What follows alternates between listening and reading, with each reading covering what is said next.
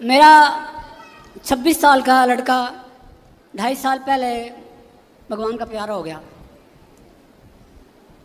उसके बाद हम अपने आप को संभाल नहीं पा रहे हैं और पहले तो प्रश्न ये है कि क्या करें हम। कितने बेटे फिर हैं आपके? एक बेटा था, एक बेटी मेरे साथ आई है, जमाई भी साथ आए हैं, देवता भी साथ आए हैं, पत्नी भी साथ आई है। भगवान की कृपा से, आपकी कृपा से हमने जीवन में कोई गलत काम नहीं किया और कहीं भी किसी प्रकार का गलत नहीं है। और अब हमारे साथ ऐसा क्यों हुआ और अब हम जीवन कैसे बिताएं? आपके साथ ऐसा इसलिए हुआ क्योंकि आपके भाग्य में पुत्र सुख था ही नहीं, पर आपने कोई पुण्य किया था। उस पुण्य के कारण भगवान ने आपको इतने दिन के लिए 25 साल तक आपको भगवान ने पुत्र का सुख दिया।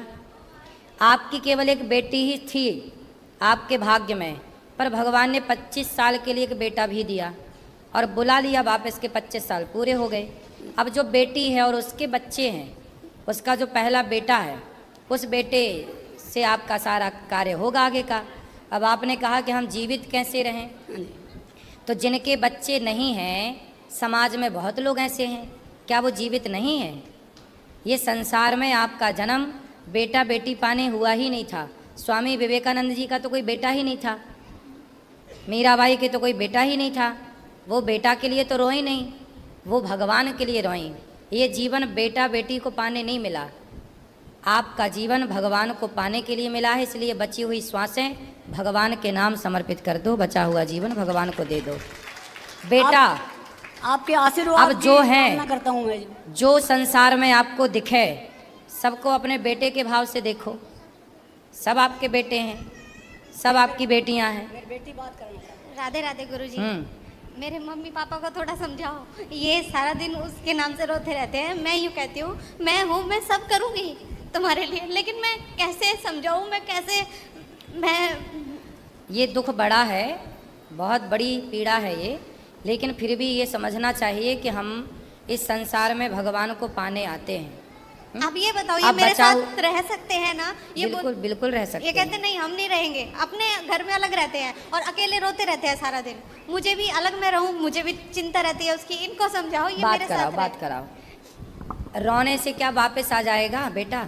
नहीं महाराज, ऐसे तो भगवान के कहाँ से बेटा आपको किसने दिया था? भगवान ने दिया था। तो कहाँ चला गया? भगवान के पास ही चला गया। भगवान के पास चला गया। हम भी भगवान के घर से आए हैं, हम भी एक दिन भगवान के पास जाएंगे। आप भी भगवान के घर से आए हैं, आप भी भगवान के पास जाएंगे। एक आदमी ऐसा बताओ, इस संसार में एक का नाम बताओ जिसके परिवार में, जिसके घर में कभी कोई मरा ना हो। कोई नहीं है। फिर ये मृत्यु लोक है, कोई पहले कोई बाद में, जाना तो सबको ही है। इसलिए मेरे तो गिरधर गोपाल दूसरो ना कोई। जितने आंसू बेटे के लिए आपने बहाए, इतने आंसू कभी भगवान के लिए बहाए हैं कि प्रभु कब दर्शन दोगे, कब मिलोगे? मेरी इच्छा वो तो मिल यही गए। है। मेरी इच्छा तो ये है कि उसके प्रति आंसू बहाएं। यदि भगवान आपको मिल गए तो फिर किस बेटे की क्या जरूरत है? भगवान मिल गए तो सब मिल गए। भगवान नहीं मिले तो 4 बेटे भी मिल जाएं और 10 बेटे भी मिल जाएं तो सबको पाके, आज समाज में वो लोग भी तो हैं जिनके 4-4 बेटे हैं, पर 4 बेटे पाके भी क्या पाया? ईश्वर को जिसने नहीं पाया वो 100 बेटे पाके भी क्या पाया? इसलिए ये मानव जीवन तब सफल होता है जब इस शरीर से भगवान की प्राप्ति हो जाए, जब ये मन भगवान में लग जाए। राधे राधे गुरुजी। मैं ये बोल रही हूँ, भगवान को जब रखना ही नहीं था बेटा तो देना ही नहीं था। एक बेटी थी, ठीक थी। हाँ। ऐसा दुख 26 साल तक मैंने बाड़ा बोसा। हाँ। इतना बड़ा किया, एकदम ऐसा हो गया हमारे साथ। 26 साल तक तो आप खुश थी ना बेटे के साथ? हाँ जी। तो यदि आपके बेटा ना होता ना तो भी आप ये अभी कह रही हो कि बेटी से हम खुश थे, पर बेटी से कैसे खुश थे आप? आपको इच्छा थी कि एक बेटा और हो जाए, एक बेटा और चाहिए, तो ईश्वर ने दे दिया। आप क्यों झूठ बोल रही हो कि हमें तो बेटा क्यों दिया भगवान? आपने तो मांगा था बेटा। मांगा था, लेकिन थोड़ा सुख तो और देखते, थोड़ी और जिंदगी नहीं, जितना दिया क्या उसका कभी आपने धन्यवाद? जब बेटा था तब क्या ईश्वर का धन्यवाद दिया था कि हे भगवान तूने इतना कुछ दिया, इसका धन्यवाद? जितनी शिकायतें आज हैं ईश्वर से, क्या इतना धन्यवाद तब था जब बेटा था? हमारी विडंबना तो देखो कि हम जब सब होता है तो ईश्वर का एक बार भी थैंक यू नहीं बोलते, धन्यवाद नहीं देते, और जब नहीं होता तो शिकायत करने के लिए खड़े हो जाते हैं। मैं आपके दुख से बिल्कुल दुखी हूँ कि आपका जवान बेटा चला गया, बहुत मुझे भी कष्ट हो रहा है, लेकिन मैं ईश्वर की ओर से बोल रहा हूँ कि इसमें ईश्वर का कोई दोष नहीं है। हानि लाभ जीवन मरण ये ईश्वर के हाथ में तो है, लेकिन व्यक्ति अपने कर्म से, अच्छे बुरे कर्म के कारण इस धरती पे आता है और अपने कर्मों का भाग भोग करके इस धरती से चला जाता है। महाराज जी, हम इतने पूजा पाठ करते हैं, मेरे बच्चे भी दोनों बहुत पूजा पाठ करते हैं, ये जवाई हैं, दोहिता दोहिती हैं, सब पूजा पाठ आप करते हैं मेरी माँ, इसलिए तो तुम्हारे भाग्य में बेटा था ही नहीं, तुम्हारी किस्मत में पुत्र सुख था ही नहीं। तुम पूजा करती हो इसलिए तो 25 साल के लिए तुम्हें ईश्वर ने दिया, तुम्हारे पुण्य के बल पर ही तो ईश्वर ने तुम्हें दिया। और अब बेटी है, बेटी के बच्चे हैं, बेटी का घर सुख से भरा हुआ है, तो ये आपके पुण्य से ही तो है ना।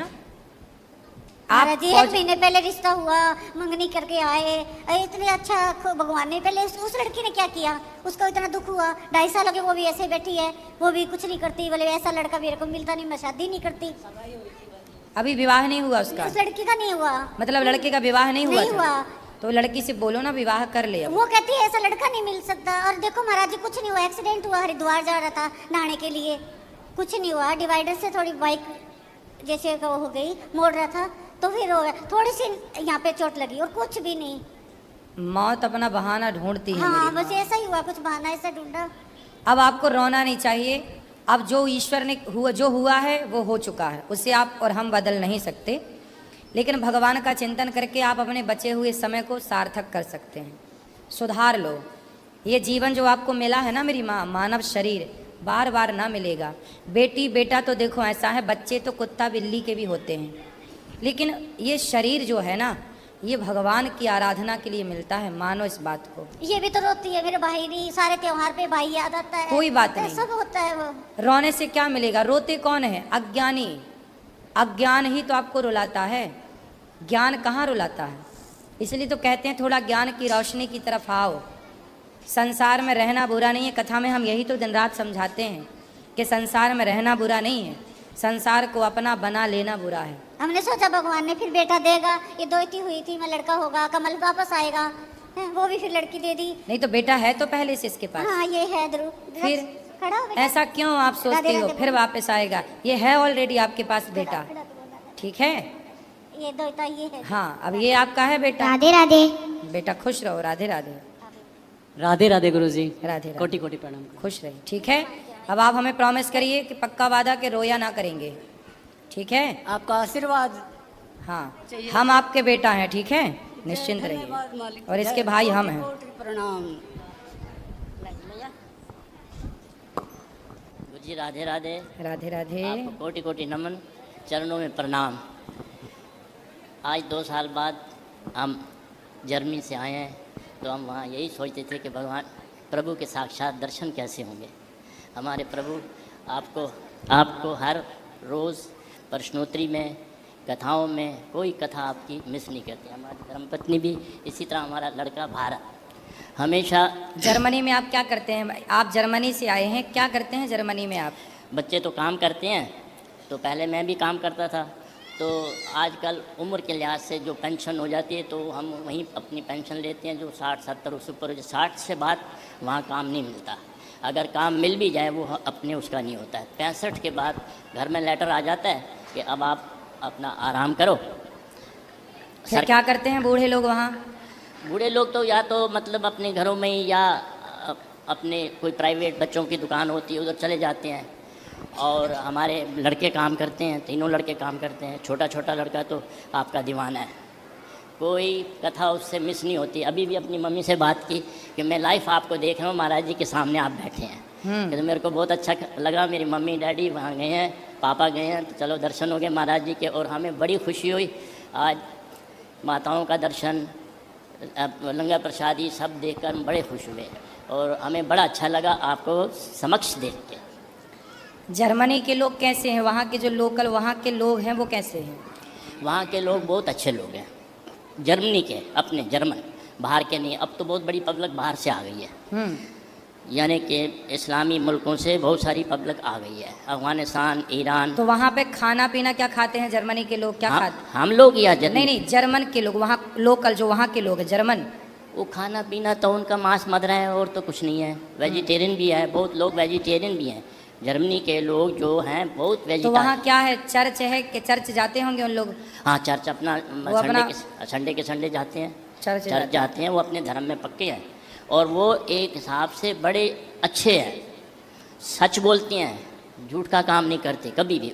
जो जैनमन मतलब ये जर्मनी लोग हैं बहुत अच्छे, और उनका प्यार भी हम लोगों के साथ है। लेकिन आजकल हर मुल्क तो उन लोगों से मिलना जुलना आप लोगों का होता है? हाँ हाँ, वो दोस्ती रखते हैं? दोस्ती भी रखते हैं, इतनी दोस्ती रखते हैं कि आप बात करने बैठो ना, आप कहेंगे मेरे पास टाइम नहीं हो, कहते मेरे पास 2 बातें करो। मेरा अपना एक वहाँ पे लड़की 18 साल की होती है तो उन लोग अपनी लड़की को आज़ाद कर देते हैं, ऐसा कल्चर है वहाँ?